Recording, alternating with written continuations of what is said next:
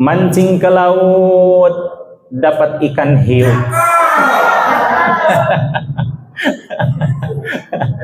Pergi ke sawah cuma dapat yuyu. Kalau dirasa kolbu kita ada sesuatu yang terasa gelap di dalam kolbu, maka itulah tanda bahwa kolbu kita dikuasai oleh hawa. Ibu selalu jago itu dalam menjawab semua pertanyaan saya. Kira-kira tema yang disampaikan oleh Syekh Ibnu Athaillah As-Sakandari di dalam hikmah yang nomor 107 kira-kira tentang apa? Tadi pantunnya mengenai apa? Hawa nafsu. Berarti apa yang disampaikan oleh Tuan Syekh Ibnu Athaillah As-Sakandari kira-kira mengenai apa? Hawa nafsu. Masya Allah ya. Bapak Ibu hadirin jamaah sekalian, mungkin banyak di antara kita dan juga orang-orang di sekeliling kita, makasih, banyak yang menyangka bahwa kalau seseorang dikuasai hawa nafsu itu tandanya apa?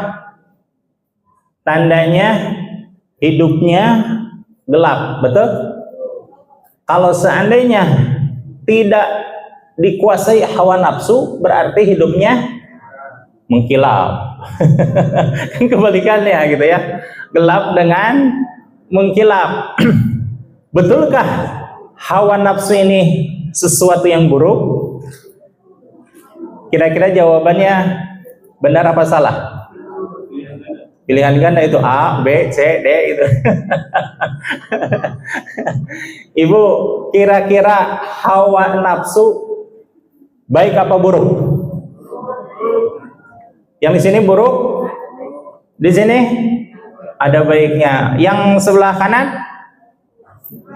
oh hampir sama ya. Secara umum nafsu itu adalah buruk ya.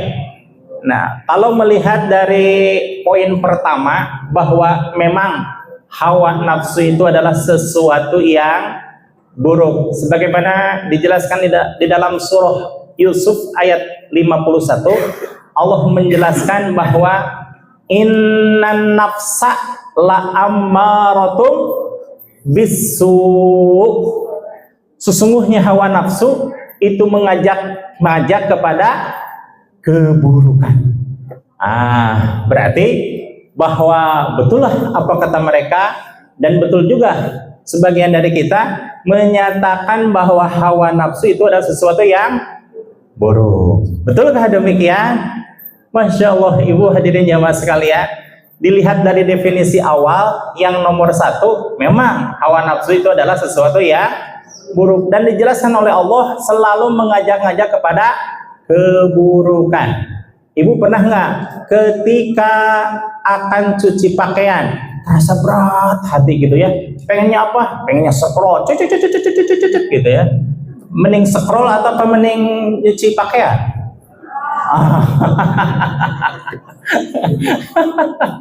Berarti hawa nafsu mengajak kepada keburukan. Betul bahwa nomor 1 itu adalah nafsu yang mengarah kepada keburukan. Seperti halnya saya, ibu, saya sering ketika akan melaksanakan kebaikan, terkalahkan dengan sesuatu yang belum tentu baiknya. Seperti halnya saya pengen murojaah. Murojaah itu katakanlah setengah jam, dari setengah 5 sampai pukul 6, pukul isyraq, itu waktunya untuk murojaah. Tapi ke dapur dulu sebentar. Setelah datang ke dapur, ada makanan dimakan, ada minuman dicoba. Kemudian habis ternyata waktunya. Pengalaman dan pengalaman itu ya. Kira-kira jelas nggak bahwa nafsu itu mengarah kepada keburukan? Arah ya.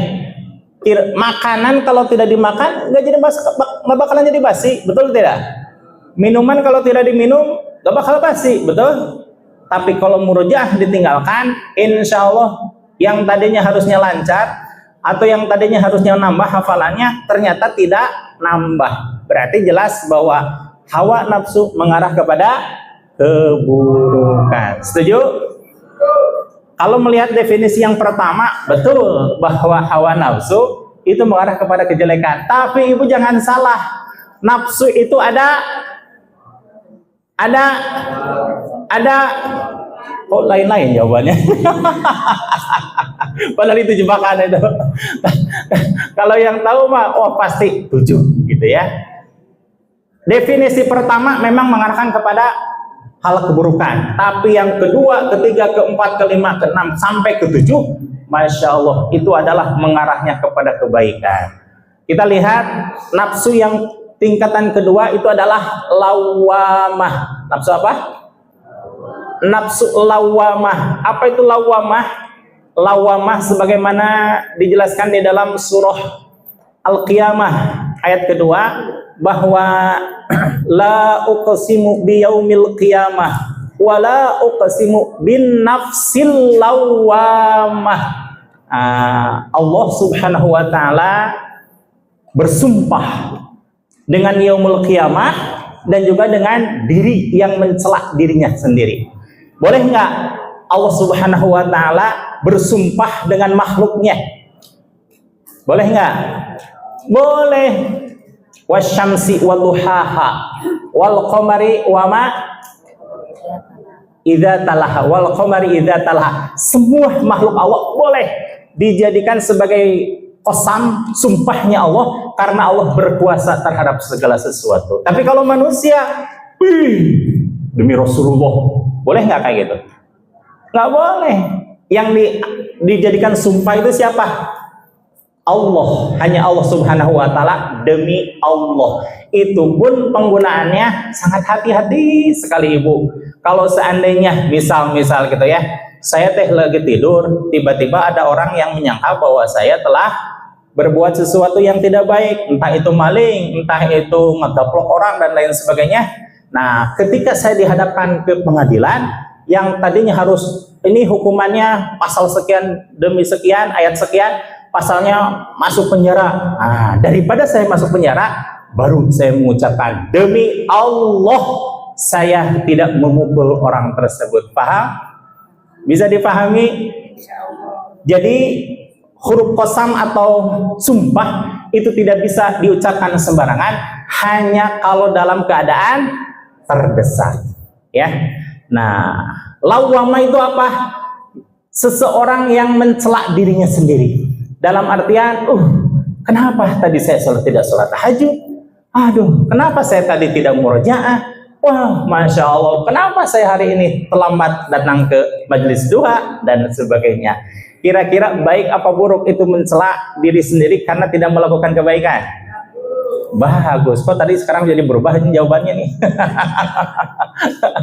Berarti nafsu lawamah itu bagi orang-orang yang menyadari diri, menyadari akan kekurangan dirinya dalam melaksanakan ketaatan kepada Allah. Jadi yang kedua itu muatannya muatan positif apa muatan negatif? Positif. Apalagi nomor 3, masya Allah, nomor 3 lebih positif lagi, apa? Mutmainnah. Diterangkan di dalam surah Al-Fajr ayat 27 sampai 30 bahwa ya ayyatuhan nafsul ulangi, ya ayyatuhan nafsul irji'i ila rabbiki radiyatan fadkhuli fi ibadi. Masya Allah, banyak ustadz-ustadz nih yang bisa menggantikan ini ceramah saya nih. Nomor ketiga itu nafsu mutmainnah. Walaupun katanya nafsu, kalimahnya nafsu, tetapi memiliki makna yang positif. Mutmainnah di sini adalah ketenangan. Ketenangan dalam melaksanaan ketaatan kepada Allah. Ketaatan yang berbuntut keikhlasan, berbuntut keistiqomahan. Maka kalau dilihat dari definisi lawamah itu sudah mulai baik. Kemudian mutmainnah lebih baik lagi, subhanallah ya. Maka 1 berbanding 6, kira-kira yang 6 itu muatannya positif enggak? Positif. Nah, insya Allah ya, dengan mengenal sesuatu tentang nafsu, diharapkan kita tidak lepas, diharapkan kita tidak salah dalam memaknai tentang nafsu. Secara umum, Allah Subhanahu wa Ta'ala menciptakan berbagai makhluk. Katakanlah ada manusia, ada jin, ada manusia, ada malaikat, ada jin, ada tumbuhan, ada hewan. Ini kira-kira yang paling mulia mana? Malaikat. Oke lah kalau begitu ya. Malaikat, Allah memberikan malaikat apa saja? Ruh diberikan, diberi jasad dikasih, tidak. Nafsu dikasih, akal dikasih, perasaan dikasih. Maka malaikat memiliki hanya 2, ruh saja. Hanya 1 berarti ya, ruh. Kemudian Allah menciptakan manusia. Manusia dikasih ruh, dikasih jasad, dikasih akal, dikasih nafsu, dikasih perasaan. Sempurna tidak? Sempurna. Sekarang setan dikasih ruh tidak? Bingung. Dikasih ruh tidak? Dikasih jasad tidak? Tidak. Dikasih nafsu tidak? Dikasih nafsu, setan aja. Setan dikasih, tetapi akal dikasih tidak? Nah, ini tidak seimbang antara sesuatu yang dikasih oleh Allah kepada setan. Artinya apa? Ketika satu makhluk diberikan nafsu, maka yang ada adalah mendorong kepada sesuatu yang buruk tanpa disaring dengan akal. Jadi setan dengan manusia lebih mulia mana? Manusia sudah pasti itu Maya. Tadi jawaban sekali lagi.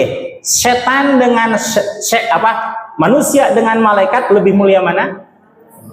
Lebih mulia manusia, dan diciptakannya pun lebih sempurna. Namun di sini ada perbandingan. Kalau dilihat dari keimanan, malaikat itu la yazidu wa la yanqusu.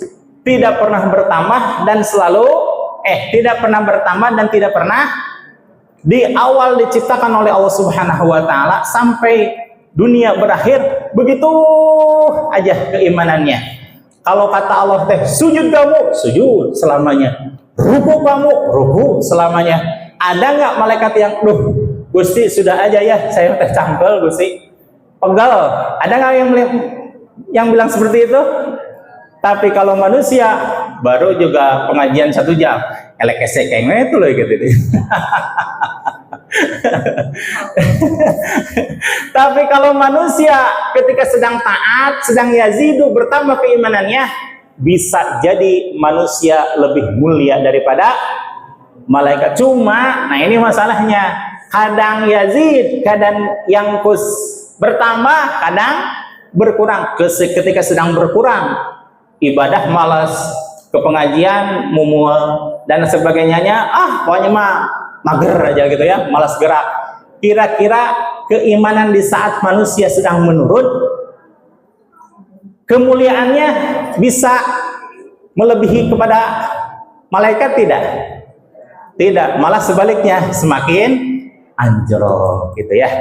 Sekarang binatang dikasih ruh, dikasih jasad, dikasih akal, dikasih perasaan, dikasih nafsu. Ada nafsunya ya. Tumbuh-tumbuhan dikasih ruh, dikasih jasad, dikasih akal, tidak. Dikasih nafsu. Ada nggak nafsu? dilihat dari vegetatif ada apa tuh? Pokoknya perkembangan secara vegetatif lah gitu ya. Ada kalau dilihat dari situ maka tumbuhan pun dikasih nafsu. Karena bisa berkembang biak. Salah satunya adalah ketika tumbuhan akan mati, dia memiliki cadangan-cadangan yang memungkinkan akan tumbuh tunas baru, yakni dengan adanya biji, dengan adanya stek dan lain sebagainya, lah gitu ya.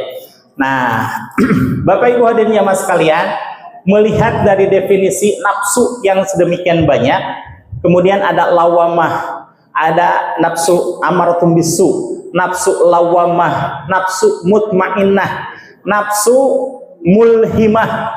Nafsu mulhimah dulu ya. Nafsu mulhimah, nafsu mutmainnah, nafsu rodiyah. Nafsu rodiyah dengan nafsu mardiyah apa bedanya? Kalau rodiyah mah kita yang ridho, kalau nafsu mardiyah Allah yang ridho. Ibu, iya. Keluar. Oh, keluar. Iya.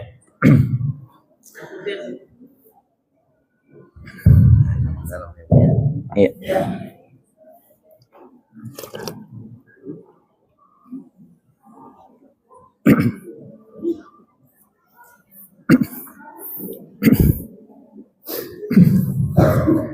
Bapak Ibu hadirin jamaah sekalian, apa bedanya nafsu rodiyah dengan nafsu mardiyah? Ini rodiyah tingkatan kelima, nafsu mardiyah tingkatan keenam. Ibu mungkin kita sering mendengar ya, anak-anak di TPA menyatakan sebuah ikrar. Apa itu ikrarnya? Raditu billahi robba wa bil islami dina wa bi Muhammadin nabiyya wa rasula. Sering mendengar? Sering ya. Raditu billahi robba, saya ridho Allah sebagai Tuhanku. Di situ bahwa kita yang ridho atau Allah yang ridho? Kita ya. Kalau kita ridho, kira-kira Allah pasti meridhoi tidak? Belum tentu. Belum tentu. Kenapa? Karena kita sebagai upaya al-insan bitafkir, manusia itu ada dengan ikhtiar, dengan sebuah perencanaan. Tapi kalau Allah, wallahu bitakdir, Allah menentukan segala sesuatu dengan takdir. Kalau Allah ridho, pasti manusia pun ridho. Tapi kalau manusianya ridho, Allah ridho apa tidak? Belum tentu gitu ya. Nah, tingkatan ketiga itu tingkatan keenam adalah tingkatan nafsu para wali. Bagaimana para wali? Semua apa yang diucapkan, semua apa yang dilakukan, bahkan semua yang diiktikadkan, itu semuanya Allah meridhoinya. Cuma bedanya antara wali dengan nabi, kalau nabi mah maksum, dijaga dari kesalahan. Kalau wali hanya sebatas mahfuz. Mahfuz itu dijaga mah dijaga, tapi tidak dijamin akan benar selamanya. Seperti halnya di dalam Manqobah Tuan Syekh Abdul Qadir Al-Jilani, suatu saat digoda oleh setan, mengatakan, "Hei Abdul Qadir, bahwa segala sesuatu yang aku pernah larang kepadamu, hari ini aku halalkan kepadamu. Dan sesuatu yang aku halalkan kepadamu, hari ini aku haramkan." Bagaimana sikap Syekh Abdul Qadir? Langsung ngambil sendal, dilempar itu suara, kemudian muncullah setan. Wow, sakit atau sakit dilempar sama sendal gitu ya. Apa maknanya? Bahwa Tuan Syekh dengan keilmuannya menyadari bahwa Allah tidak mungkin mengharamkan sesuatu yang dihalalkan dan menghalalkan sesuatu yang diharamkan. Lalu si setan bertanya kepada Tuan Syekh, "Wahai Syekh, kenapa engkau melempar aku? Padahal sebanyak 700 wali aku goda dengan kalimat tersebut, semuanya terkapar. Hanya engkau yang selamat dari godaanku." Apa katanya? Kata Tuan Syekh, jangankan dengan hati, dengan ilmu saja aku tahu bahwa itu pasti setan laknatullah. Nah, jadi wali mah hanya di mahfuz, kalau nabi itu di maksum. Terakhir, tingkatan yang paling hebat adalah nafsu kamilah. Nafsu kamilah ini nafsu siapa? Nafsunya para nabi, yaitu nafsu untuk senantiasa mendekatkan diri kepada Allah. Salah satu perbedaan antara manusia biasa kita dengan Kangjeng Nabi, khususnya para wali, para nabi semuanya, bahwa Kangjeng Nabi pernah menyatakan dalam satu hadisnya, nama ainaini walam yanam qalbi. Dua mataku terpejam karena sedang tertidur, karena itu a'radul basyariyah, tetapi kolbuku tidak pernah berhenti dari mengingat Allah. Subhanallah. Ibu pernah nggak tidur sambil berzikir? Hah? Nggak ada yang jawab nih. Pernah nggak tidur sambil berzikir? Nggak ada. Kalau saya mah kebalikannya. Zikir sambil tidur. Kenapa? Langsung gitu ya. Kalau tidur sambil berzikir mak belum pernah sama sekali. Siapa itu yang bisa mencapai derajat tersebut? Itulah para nabi dan para wali. Jadi suatu saat ibu bisa berzikir sambil dalam keadaan tidur, berarti ibu sudah mencapai derajat wali. Amin. Demikian. Allah tadi sedikit menguatkan bahwa manusia ketika Allah ciptakan dengan sesempurna mungkin. Laqad khalaqal insana fi ahsani taqwim, bahwa Allah itu menciptakan manusia dengan sebaik-baiknya penciptaan. Namun kembali lagi kepada diri kita, bisakah kita menjadikan utuh kebaikan tersebut, kesempurnaan tersebut? Tadi dinyatakan bahwa kita sebagai manusia bisa lebih hina daripada syaitan dan juga bisa lebih mulia daripada malaikat. Maka ini adalah masuk ke dalam diri kita. Bagaimana caranya kita bisa nggak mengendalikan diri kita? Nafsu di sini kan kita mah biasanya rasa ya Bu ya. Kalau kita lebih cenderung ke nafsu itu adalah rasa. Padahal nafsu itu adalah diri, ya, diri kita sendiri, ya. Ketika diri kita bahwa saatnya bisa menjadikan kita itu baik atau tidaknya tergantung diri kita. Tidak bisa tiba-tiba manusia menjadi baik tanpa ada ikhtiar, atau sebaliknya tanpa ada manusia yang tiba-tiba menjadi rusak karena ulah dirinya sendiri yang tidak pernah apa-apain ibadah. Kenapa? Innallaha la yughayyiru ma biqaumin hatta yughayyiru ma bi anfusihim. Ketika Allah, sesungguhnya Allah itu tidak akan merubah suatu kaum kecuali kaum itu sendiri yang merubahnya. Ketika kita ingin menjadi baik, maka kitanya yang berikhtiar menjadi baik. Untuk seperti apa kita bisa menjadi ikhtiar lebih baiknya? Seperti halnya kemarin yang sudah disampaikan, bahwa sifat-sifat yang ada di dalam kalbu kita yang harus dijauhi, di antaranya wala mutakabbiran wala mutajayyiran, tidak sombong, tidak juga sewenang-wenang, atau juga ya wala qami'an fil nasi. Kemarin sudah disampaikan bahwa kita tidak ada pengharapan kepada manusia, tidak tomat, jangan berharap kepada manusia. Wala harisun ala dunia, dan tidak terlalu ambisius untuk urusan dunia. Kenapa terkadang orang bisa menjadi rusak? Terkadang karena ambisi dunianya yang lebih. Bu, kalau kita pikir ini, kita telah kita di rumah, ibu punya rumah, punya rumah, kamarnya 2, kamarnya 3, Kalau ibu tidur, kamar 3 langsung dipakai atau cuma 1? Ya, kamar kita cuma 1 yang kita pakai. Itu pun 1 pun masih muat buat yang lainnya. Kita masih bisa tidur sama anak kita 1 kamar. Kita masih muat sama suami kita, gitu. Ketika diri kita yang punya rumah pengen yang mewah, yang besar, yang kadang ada keinginan seperti itu. Kenapa? Bukan karena kitanya yang memang membutuhkan tempat itu, tetapi nafsu kita yang terkadang ingin sesuatu yang di luar kapasitas kita. Ibu sekarang pakai baju, sekali pakai 2 atau 1.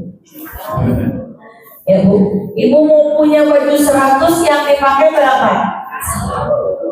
Ibu punya kerudung 20, dipakai 1 atau 20-20-nya? So, ibu punya gelang 10, dipakai semua 10-nya? Sampai begini enggak juga kan? Yang ketika diri kita makan pun, ibu ambil 1 piring langsung dimakan 1 piring atau 1 suap. Kasih ya. Semuanya manusia ada keterbatasannya, namun terkadang egois kita, nafsu kita yang kurang bisa kita kendalikan. Terkadang yang suka ada. Ibu pergi ke hajatan, itu di hajatan sudah ada sate, sudah ada rendang, sudah ada ikan bakarnya, ada baksonya, ada somainya, ada berbagai macam. Bu, itu kadang kalau ngikutin nafsu itu pengennya diambil semua, ya kan Bu? Pengen coba ini, pengen coba itu, ujung-ujungnya itu di piring numpuk dan tidak habis, betul nggak? Saya suka kesel oleh begitu, ya kan? Ya Allah, mubazir kan ujungnya? Ya ujung-ujungnya mubazir. Maka saat ketika diri kita, ya, ingat bahwa nikmat kita lagi makan cukup sampai setelunjuk. Bu, ibu mau makan yang mahal, yang murah, yang biasa aja. Saat ketika ibu masuk ke dalam tenggorokan, rasanya sama. Apalagi udah ibu gak gosok gigi, habis makan langsung gosok gigi, hilang gak Bu? Punten. Yang mahal, yang biasa, yang mahal sekalipun saat keluar sama tidak Bu? Terus buat apa kita? Ya sampai Masya Allah ya sekarang kenapa korupsi terjadi? Kenapa nepotisme terjadi? Karena nafsunya yang tidak bisa dikendalikan. So sekarang 1 miliar sehari Bu bagaimana Bu?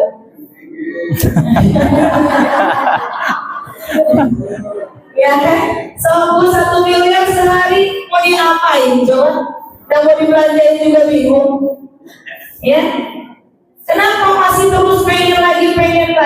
Nafsunya yang tidak bisa dikendalikan. Yang kita belum 1 miliar, jangan sampai ketika yang sudah ada di dompet kita memikirkan yang lainnya.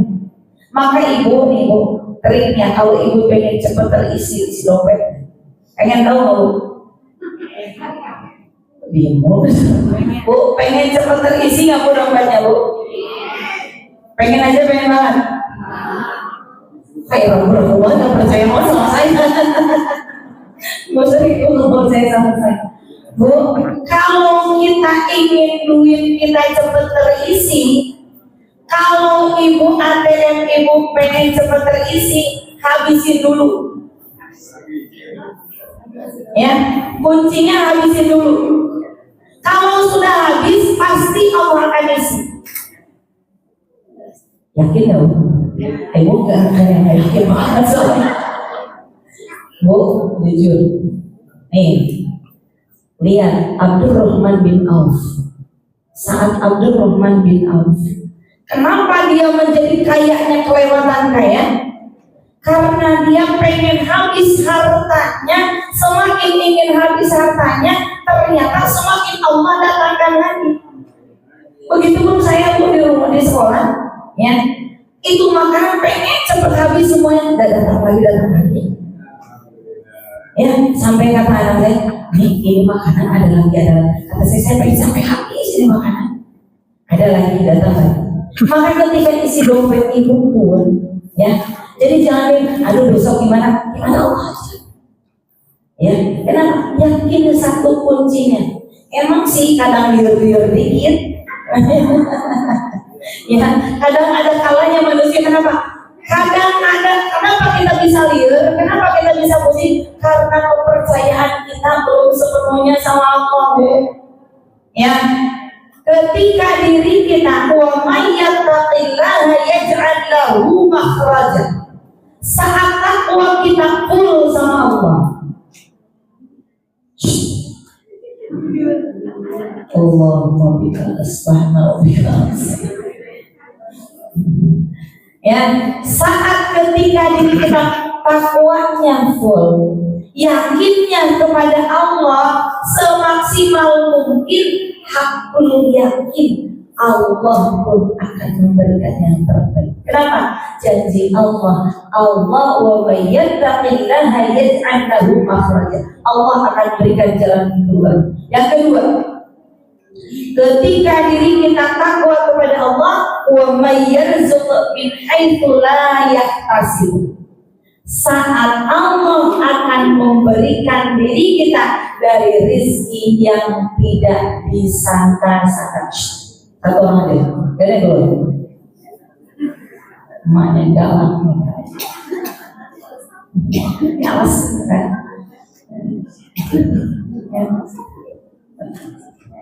Ya. Jadi kuncinya, Bu, nih saya pengalaman kemarin di tahun kemarin di 2025 itu saat mau beli tanah yang 1000 meter. Ketika saya itu di awal Juni, kalau tidak salah, awal Juni, dia bilang harga 700 juta. Dia bilang 700 juta, maaf. Saat itu saya nggak megang duit cuma 2 juta ya kalau tidak salah.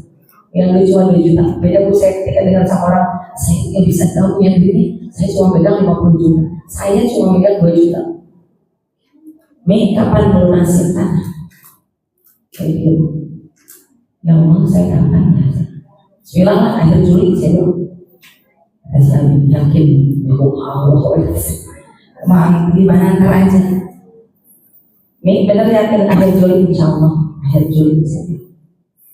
Terus DP-nya bisa berapa? Saya cuma bisa DP 2 juta. Lihat aja nanti besok. Kata saya beberapa hari kemudian, mudah-mudahan Allah berikan rezeki.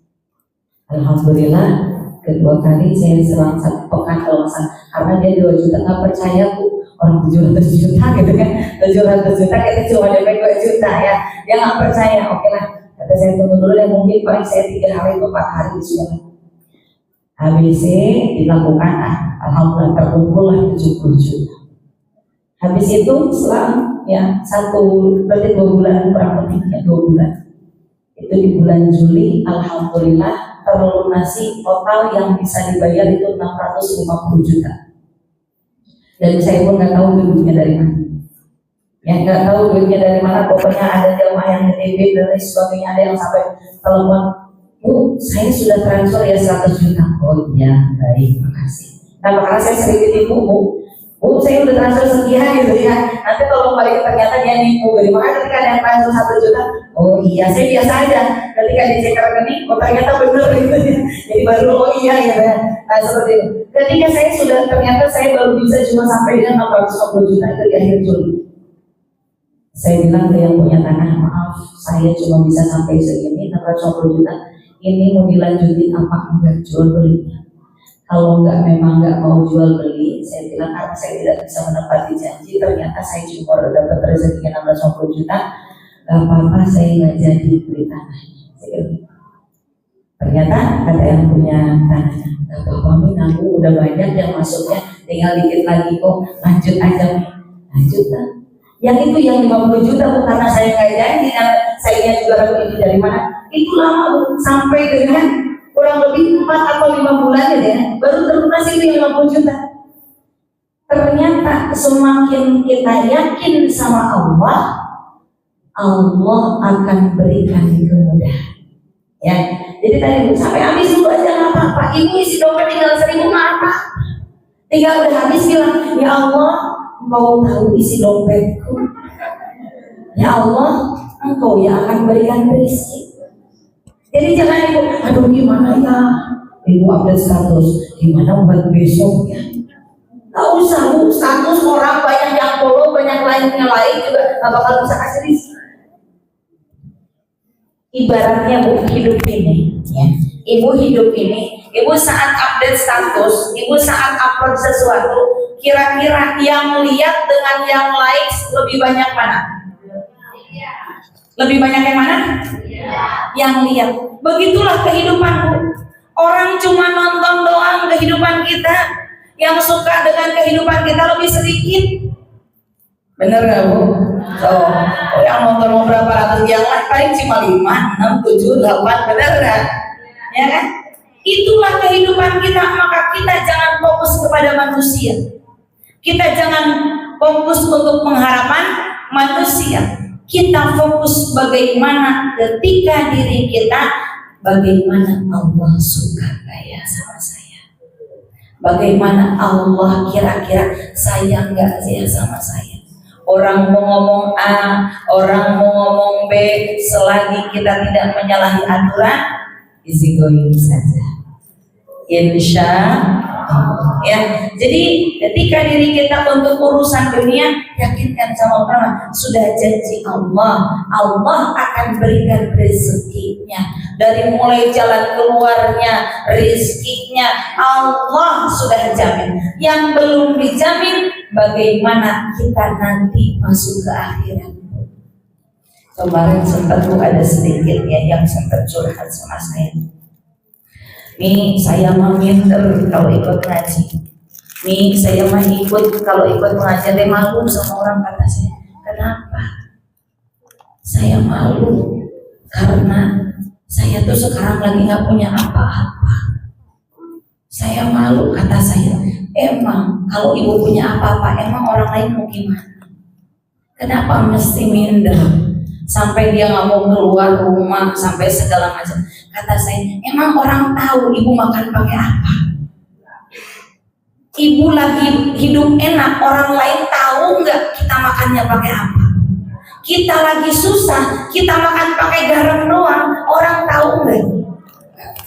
Kenapa mikirin orang? Bu, anak saya ini, ya, sama ya itu, Mi mau makan pakai apa? Ada nasi doang. Kalau lagi belum masak, mau makan pakai apa? Mi pakai garam aja. Dan saya nggak ada yang bakal tahu tuh lainnya, karena saya aja tahu, ibu tahu karena saya ngobrol sekarang. Begitu kan? Ibaratnya seperti itu ya. Ketika diri kita mau makan enak, mau makan yang 100.000, mau makan yang cuma 1.000 rupiah doang, mau pakai kerupuk doang, bahkan nasi kering pun yang kita makan, apakah orang lain tahu? Nggak ada. Terus kenapa kita mesti memperdulikan orang lain? Toh tadi nikmatnya juga kita sebentar. Ya, jadi saat ketika kita hidup ibaratnya tadi Bu, ketika diri kita fokuskan apa yang pencapaian kita kepada Allah, pencapaian diri yang bisa menjadi radiyatan mardiyah. Kenapa radiyatan mardiyah? Karena hatinya yang mutmainnah. Ya ayyatuhan nafsul mutmainnah, hei jiwa-jiwa yang tenang. Ibu sudah tenang? Hello, kok jadi diam ya sobat tenang? Ya. Bu, tenang itu nikmat yang tertinggi. Kalau ibu tenang, mau sholat tenang, ya nggak Bu? Ibu mau tidur tenang, mau bayar utang tenang, itu Allah. Ya, nikmat yang tertinggi tenang adalah mutmainnah, jiwa-jiwa yang tenang. Ya, kita saat ketika diri kita bisa tenang, itulah mudah-mudahan senantiasa kita bisa ridho atas apa yang Allah takdirkan kepada kita. Jadi kita sekarang Bu, kalau seandainya apa yang sulit dalam hidup kita, apa yang merasa susah dalam hidup kita, cukup updatekan di atas sajadah, bilang sama Allah, ya Allah, Engkau tahu apa yang saya rasakan, Engkau tahu apa yang saya sedang alami, Engkau tahu apa yang menjadi pikiran saya, tolong bantu saya, bimbing saya, biar saya tenang. Biar tenang Bu, masalah diselesaikan, biarkan Allah aja. Yang penting kita tenang dulu aja, ya. Ini karena kenikmatan yang tertinggi, insya Allah, ya.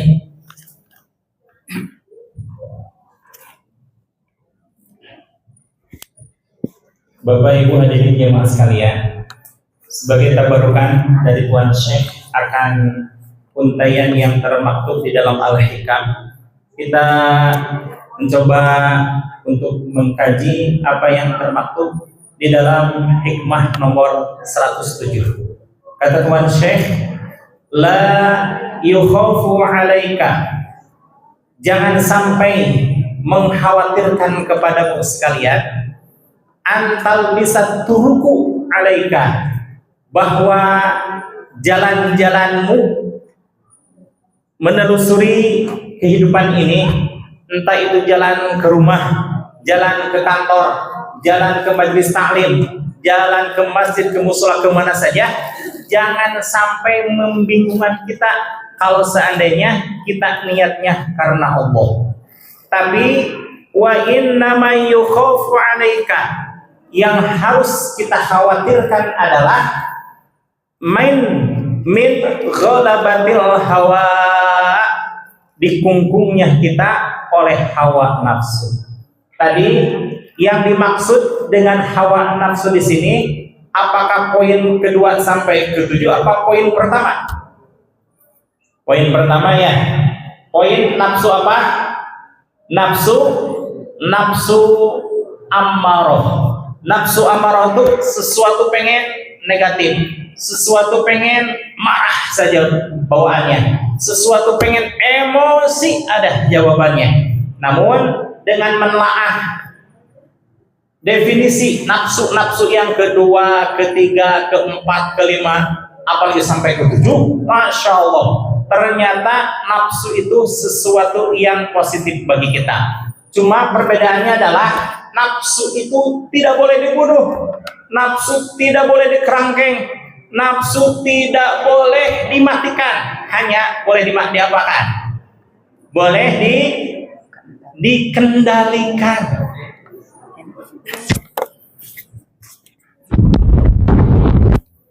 Tadi nafsu itu hanya boleh diapa Bapak Ibu? Dikendalikan. Bagaimana cara pengendaliannya? Salah satunya ketika kita melaksanakan ibadah saum.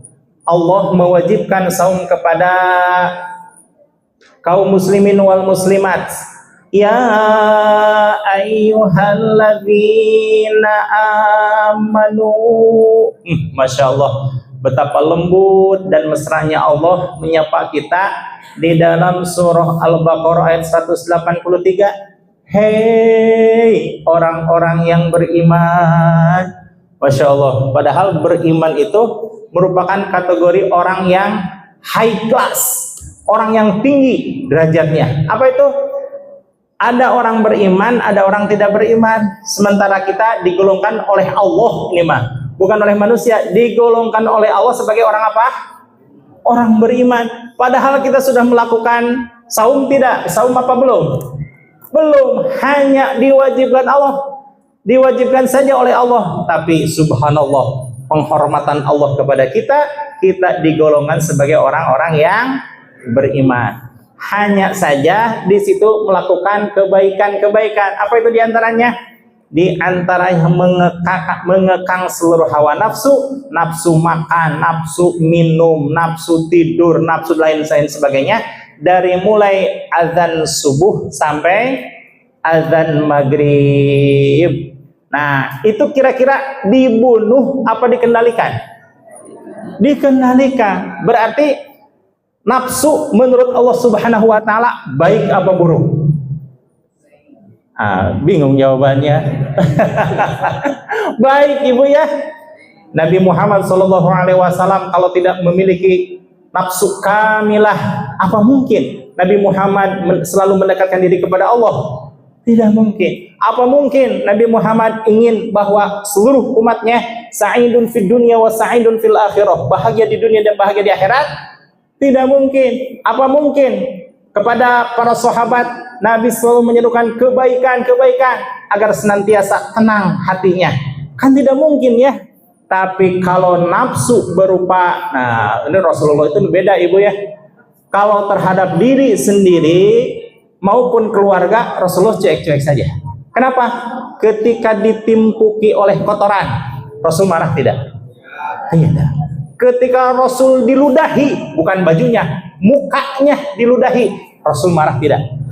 Tidak. Subhanallah. Rasul yang marah itu siapa? Siti Fatimah.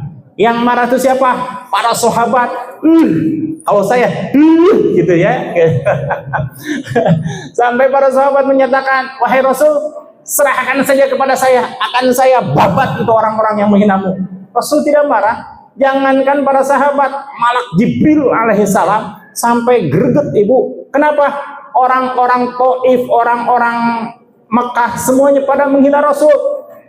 Malak Jibril sampai berkata, wahai Rasul, serahkan saja kepada saya, akan saya timpakan gunung Uhud kepada mereka, katanya. Tapi Rasul menjawab apa? Allahumma hdi qaumi fa innahum la ya'lamun. Ya Allah, berilah hidayah pada mereka, niscaya aku masih berharap bahwa di antara keturunannya selalu mendapatkan hidayah darimu. Masya Allah ya. Nah, ibu hadirin jamaah sekalian, jelaslah bahwa nafsu itu, mungkin ini paradigma yang agak baru ibu ya.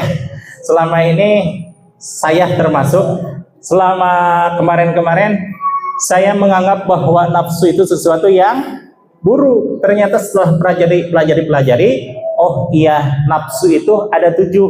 Yang nafsu negatif itu cuma 1, yaitu nafsu apa tadi? Nafsu amarah. Sementara nafsu yang kedua, ketiga, keempat, kelima, keenam sampai ketujuh apalagi, subhanallah, betapa mulianya Rasulullah memiliki nafsu, namun nafsunya nafsu kamilah, nafsu yang sempurna, sehingga kesempurnaannya selalu ingin mendekatkan diri kepada Allah. Dan Rasulullah itu tidak hanya mendekatkan diri kepada Allah, tapi mengajak orang lain untuk sama-sama mendekatkan diri kepada Allah. Ibu nih, ibu pilih. Ibu pengen menjadi orang baik apa penyeru orang baik? Bingung juga jawabannya ini. Sekali lagi, ingin menjadi orang baik apa penyeru orang baik? Alhamdulillahirabbil alamin. Kalau orang baik mah gampang. Ibu baik aja, zikir, sholawat, kemudian majlis salim sendiri aja. Gak ada yang musuhi ibu, gak ada. Tapi kalau menyeru kepada orang untuk berbuat baik, mencegah orang berbuat kemungkaran, ada yang kesinggung gak? Ada. Ada yang memusuhi gak? Ada. Ada ketersinggungan gak? Jadi lebih berat mana? Menjadi orang baik apa menyeru kepada orang untuk sama-sama berbuat baik? Kok jadi berubah jawabannya? Insya Allah kita semuanya menjadi para penyeru dalam kebaikan, walaupun tingkatannya berbeda benten. Insya Allah tujuannya sama, yaitu limardhatillah, untuk mencari rahmat dan ridho Allah. Amin. Hadirin rahimahullah, sebagai penutupnya,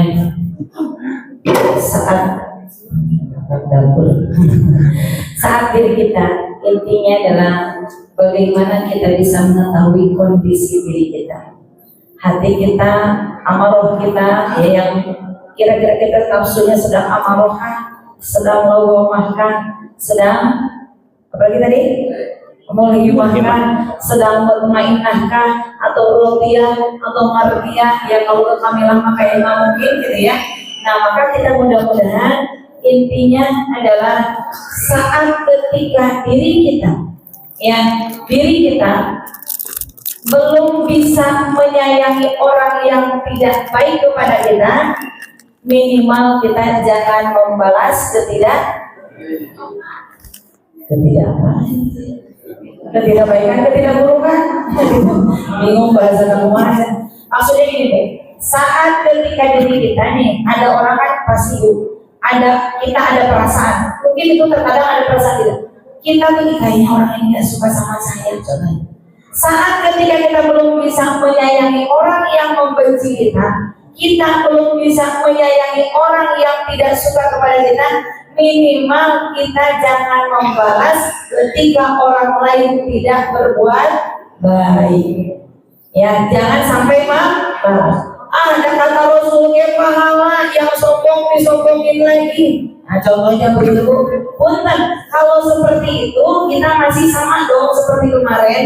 Ya sekarang mah kita rubah yuk. Gitu ya. Kalau kemarin yang sombong disombongin memang sedekah, tetapi ketika orang sombong kita diemin aja, nanti juga dia berhenti. Gak malu kalau sombong ada yang ini ibarat gitu ya. Nah seperti itu. Jadi intinya diri kita cukupkan diri kita, mudah-mudahan Allah ridho, Allah suka kepada kita, dan mudah-mudahan kita mempunyai hati yang ridho dan diridhoi oleh Allah Subhanahu wa Ta'ala. Amin ya Allah ya Rabbal Alamin. Mudah-mudahan